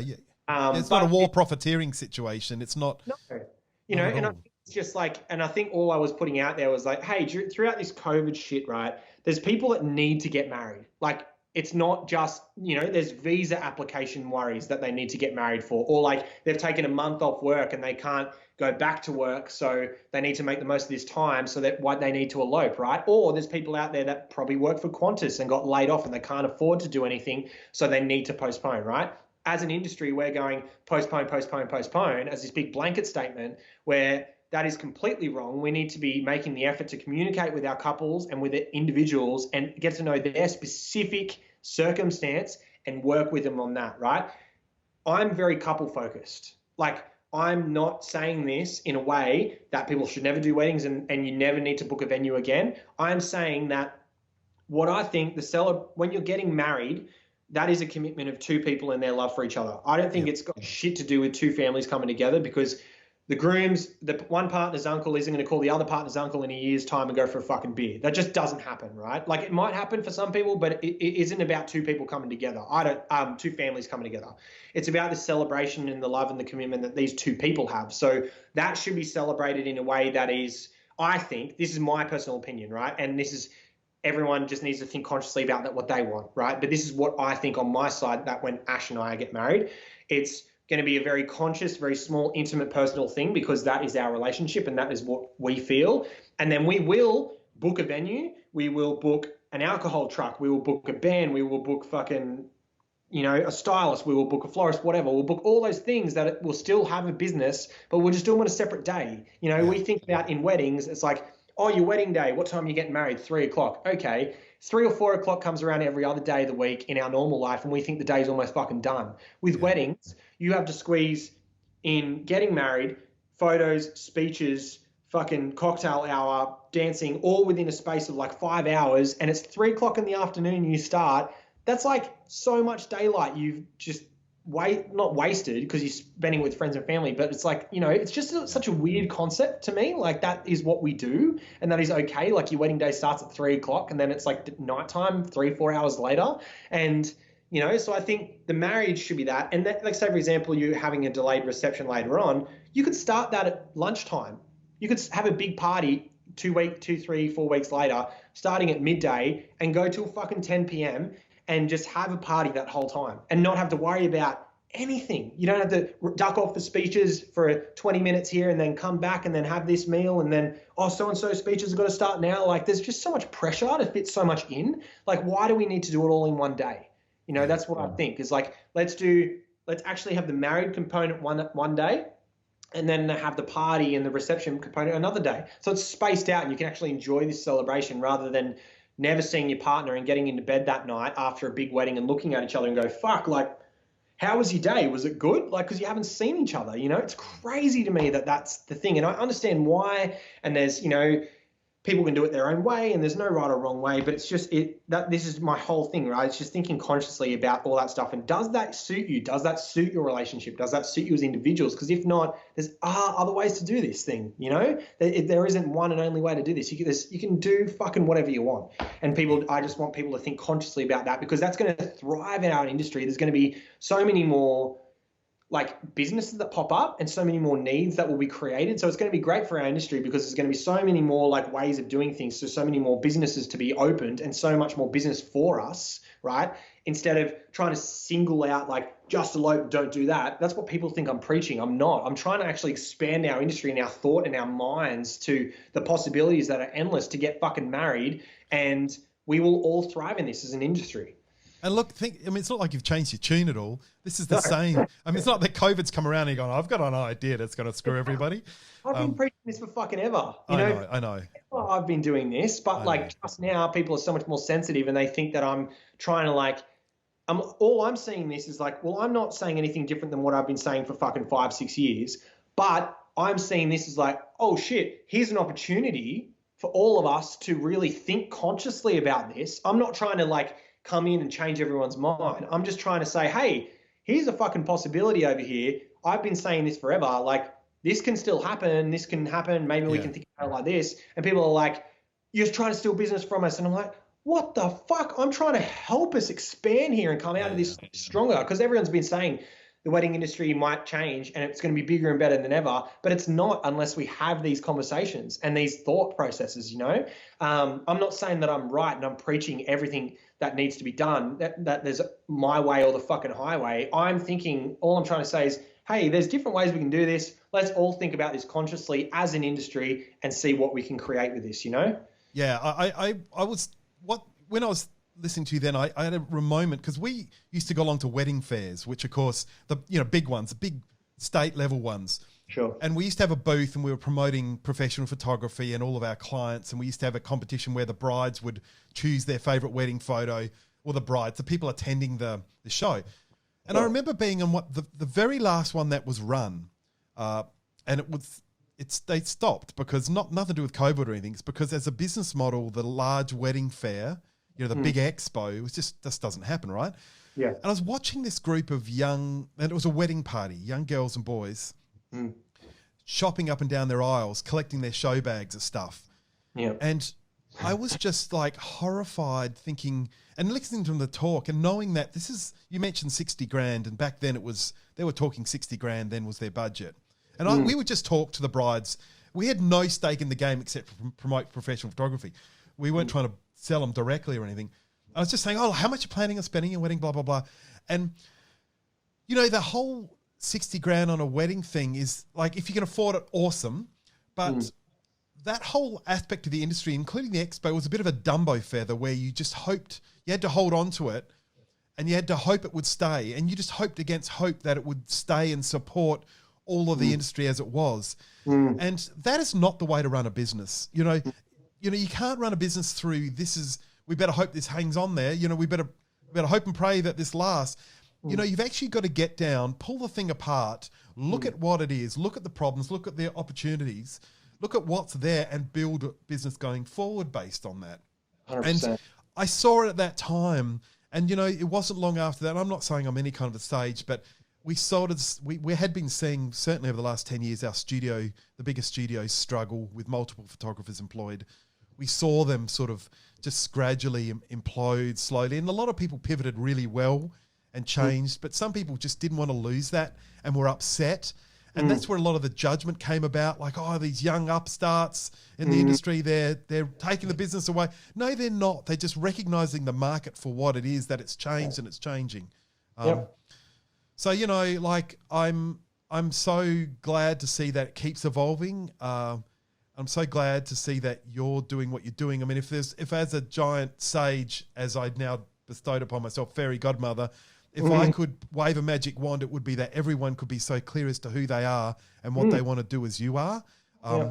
It's breathtaking to see, Joel, and to be sort of in your orbit in that respect. And I hope that you keep looking forward and seeing out there, and you never sort of crust over on this stuff, and that you keep changing, man. It's critical. I think I'll always be like that. I'm always been someone to like you said, pull apart stuff and look at why, and not just do it just because everyone else does it. And I think that is the norm of this industry. When you start up, it's like, this is what happens. This is what everyone else is doing. Therefore, I must try and do that, but do it better. You know, it's like that red ocean, blue ocean strategy. You're going to come in and try and do what everyone else is doing and try and do it better and battle with thousands. Or you're going to come in and look at what you're doing consciously and try and not change just because you want to be someone who's doing stuff differently. I think that's the difference. I think when we talk about this sort of stuff, people sit there and listen and go, well, do I need to do something different? And it's like, no, you don't have to do something different. You might do what everyone else is doing, but it's just the process of looking at what it is and consciously like pulling it apart and seeing what it is, and then going, all right, is what everyone else doing or what I was going to do still fulfilling that purpose or going in the right direction, you know?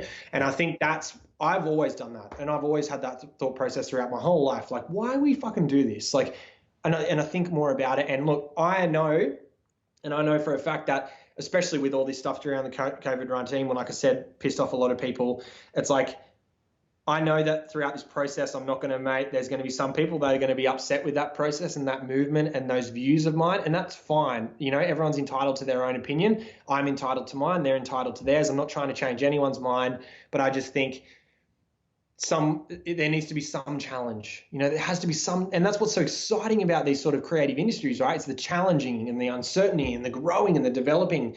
As soon as I get to a point where I'm like, I'm fucking sweet, just cruising along, I'm like, I'm fucking bored. What's next? You know, what's next? I just can't stay along doing something for too long, you know? So it's a pain in the ass. It's a fucking pain in the ass. And like, as soon as I tell Ash, like, I've got a new business idea, she's like, just settle down. I'm like, no, I'm fucking going for it, you know? And I just it needs to be done yesterday, because as soon as whatever's in my mind is on paper or on a screen or whatever, that's fine. But like, you know, I just get bored when everything just seems to plateau and it seems too cruisy and easy. Because, you know, you're never growing and developing. I think my biggest value in my life as a human being is just to grow and develop myself, right? And if I don't feel like I'm doing that with everything that I'm doing, is like, then I don't know, what's the point, you know? Yeah. Well, dude, it's been an hour and like 10 minutes or something. So sorry. I'm going to thank you. It's been awesome. It's been really cool. And I'm going to keep an eye on you as I will, and see where you come up with. The whole industry's going to. Thank you so much for being a guest on this and your time. I know people are going to love it. I'm gonna take that bit when you're talking about film, and I'm gonna learn that. I'm gonna keep that in my head. That's the most beautiful. In fact, I think I was quite moved by the whole thing, and it's stuck in my brain. So really, the best metaphor yet. So Thanks, so cool. mate. Hey, look, all the best. Stay safe, and And love to that, Ash, and she's doing a great job of guiding you and being a part of what you're doing. So congratulations, all right? Yeah, thanks so much for having me, mate. I really appreciate it. When all this is done, we're going to get a flight to Adelaide and we'll come see you guys. 100%. Thanks, mate. Cheers.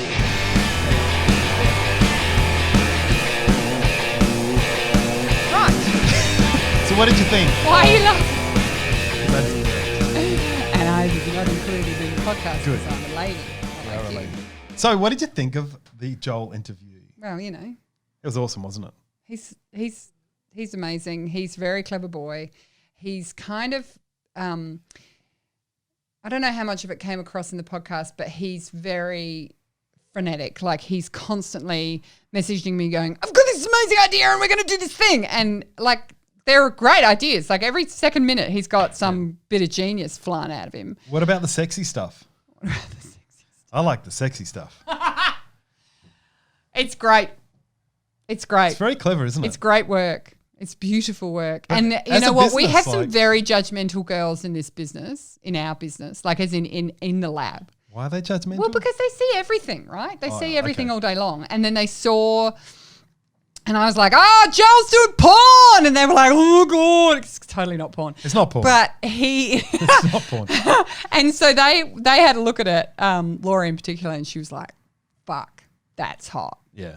It is. That's the way to describe it. It's hot. So, and like that, like it's a good business. It's actually a really good business. I'd be, and tell me, one of the things I asked Joel is, did he feel there was, like you can time out of weddings.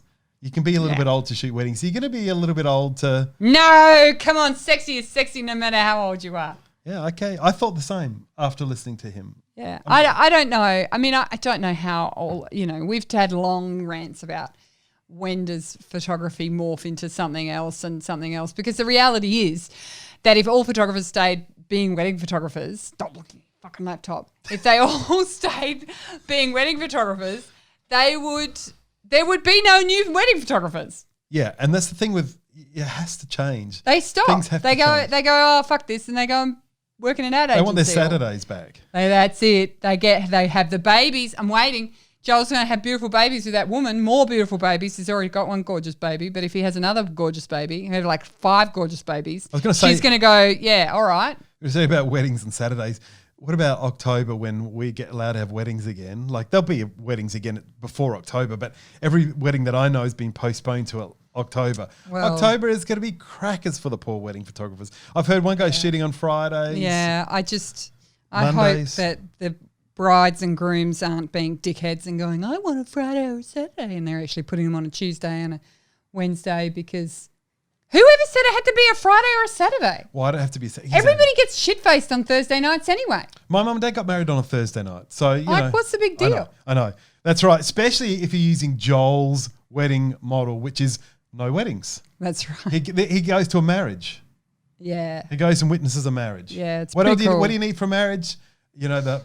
I would do that. If we were going to get married again, because I am not a party girl. Like I do not like parties, and fuck that. So if we were going to get married again, we're meant to be looking. We're meant to be in Paris right now. Oh, thank God we didn't do any of that stupid stuff. We were going to be ran in out Paris, of money.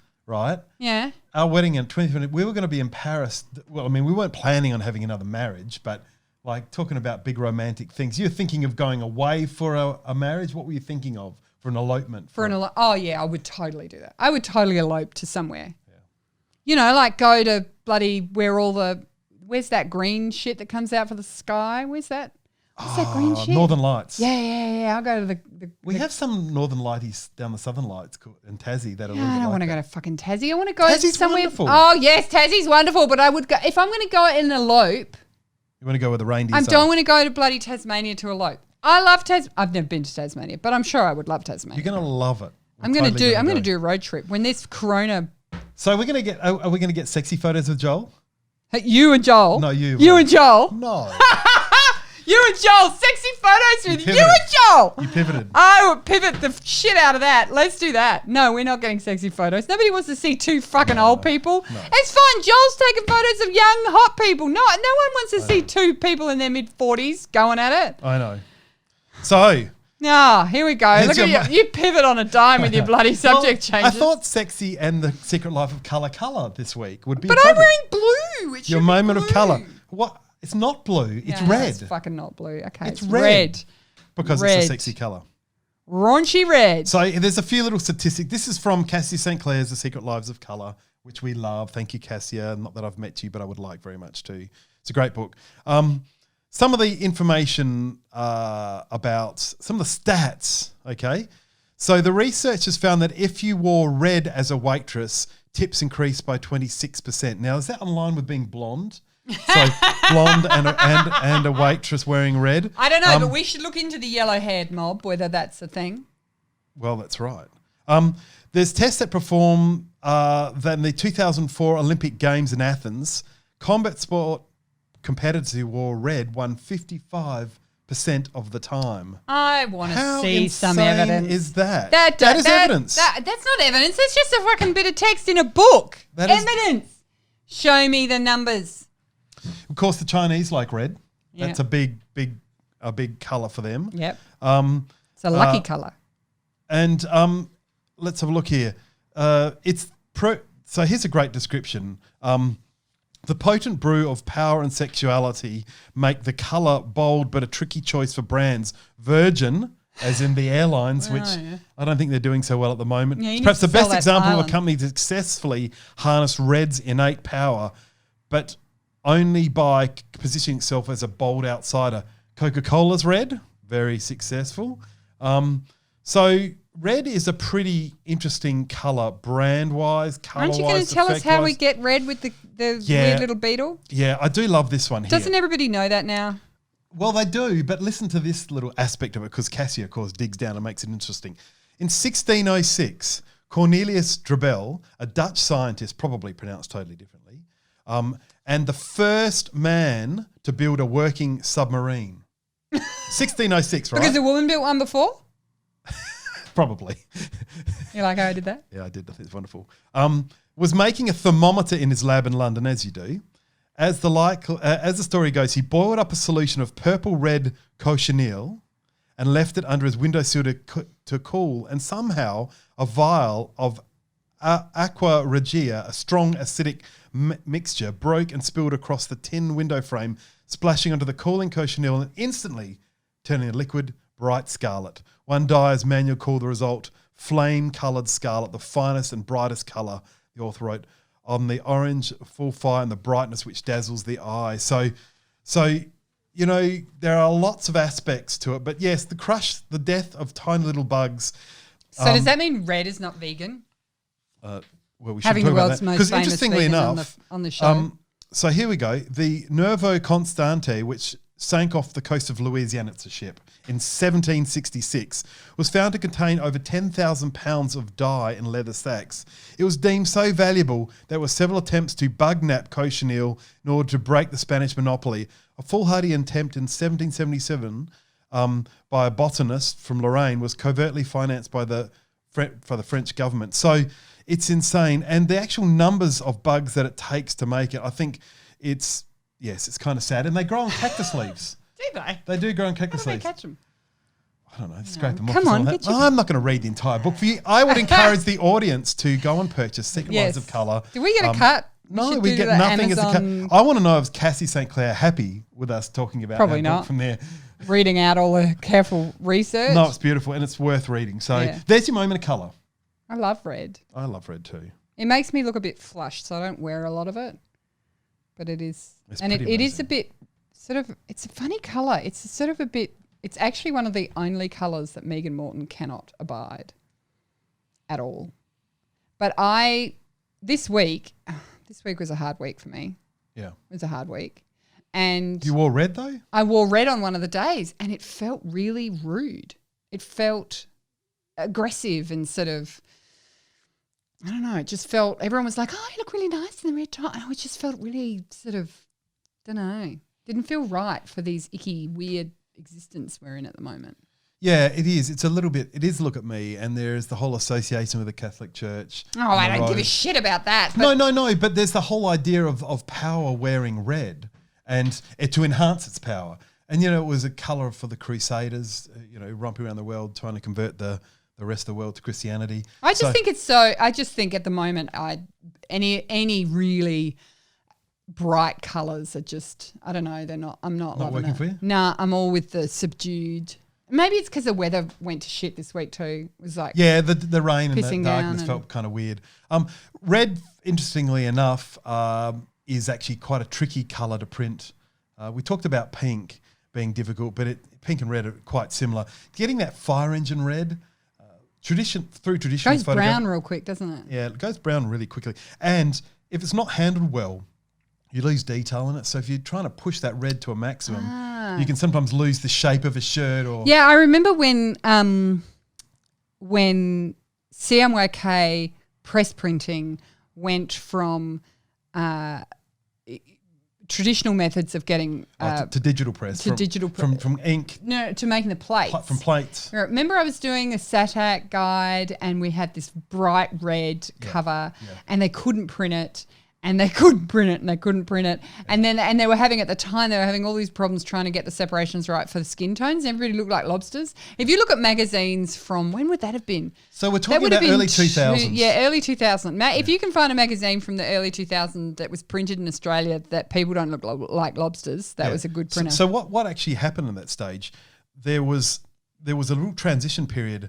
And there's a local magazine, I won't mention its name, here in SA, where... Who never paid anybody. Where in... What would... See, I splashed there a little bit. Shut up! This is an Adelaide moment. No.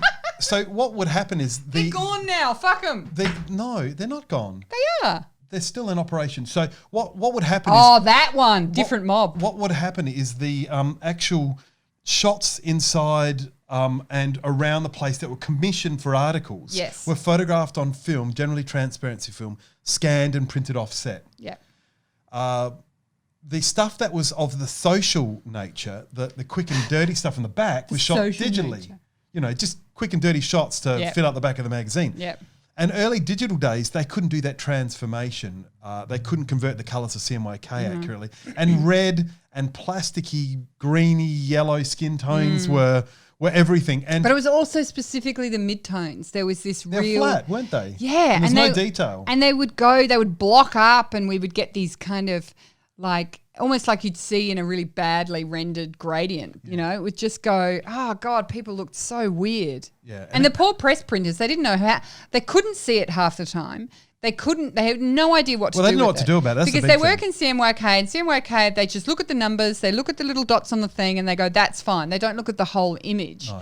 But the big trick of it was when they shot film, it was a loop they understood. Yeah. They had their own scanning gear, which they'd set up. So when they scanned the film, made the plates, they knew what was going to happen. Yeah. It was the digital stuff which was coming from different digital cameras, different photographers, different editing platforms. And they were coming into mixing his work. And it was for many years, I would say at least 10 years. It's great now. You don't really see issues with it other than the people who don't understand, skin color. But there are a number of fights that we had with people. Oh, 100%. Like I had a stand-up fight with a big printer in Adelaide. Yeah. Oh, man. About colour management. I bloody ripped him one. And then he apologised to my client for my behaviour. Yeah. And I destroyed him. Anyway. It was terrible. Needless to say, he lost the job. But they were dark days. Yes, but the interesting thing was colour. that they couldn't see that the profession of photography and the profession of printing photography had something to offer to the press printing crowd. They were just like, what do you guys fucking know? You're working in RGB, you don't know shit. And interestingly enough, they ignored that, and most of those businesses are out of business. Yeah. And I think most labs, frankly, are out of business as well. But we're still doing the same thing we did from the late 90s, mid 90s when we started digital. Yep. Nothing really changed. We got into colour management early. They couldn't really afford to get into colour management, custom profile presses and ink sets, and it would have been a nightmare for them. It would have been hundreds of thousands of dollars. But obviously some people managed it and some people didn't, because Vanity Fair was still getting printed back then. It still looked good. Oh, totally. But we're talking like publications at the very top of their game. Yeah, I know. Versus poor little Adelaide. I still haven't gotten over that arsehole. No, it was a very unpleasant period. It were the dark ages for us. Well, for them, we were fine. Well, they were the dark ages. Well, they were dark ages because photographers were fighting each other. Some were saying film's better. Some were saying digital's better. I know. I was a film better girl. Well, and Joel, actually, interestingly enough, Joel is a film dude, and he has a lot to say about it.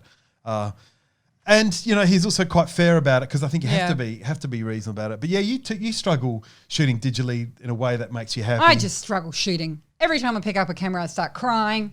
Goes to shit. Everyone's like, "What do you mean you run a lab?" Blah, blah, blah. I am not a photographer. Okay, that's good to know. I hang out with photographers, and I think you're all gods, because I don't know how the fuck you do it. Did we tell the people about that one time that I shot for half an hour and I couldn't work out why every time I shot it was going like weird red in the thing? And then I realized when I went back to my computer and plugged my fucking camera into my computer, and what was I doing? I don't know. Shooting on demo mode. Okay, demo mode. That's good. What about the time? What a stupid thing. Why does demo mode even fucking exist? What about the time you took medium format film away for a weekend? You shot the entire weekend and got nothing. I didn't read your mind. 6 rolls of fail. Anyhow. And John came down and went, yeah, there's nothing on it. And oh my God, it took all my strength not to burst into tears. It was so Which awful. is why when you get a new camera, yes, I know, you've got to test it. Yeah, totally. And the same goes for digital. Because demo mode still exists on cameras, and I've heard photographers getting I demo mode the shit out of that shoot. Anyhow, let's leave these lovely people. We'll see you next week. Thank you so much for listening. Bye.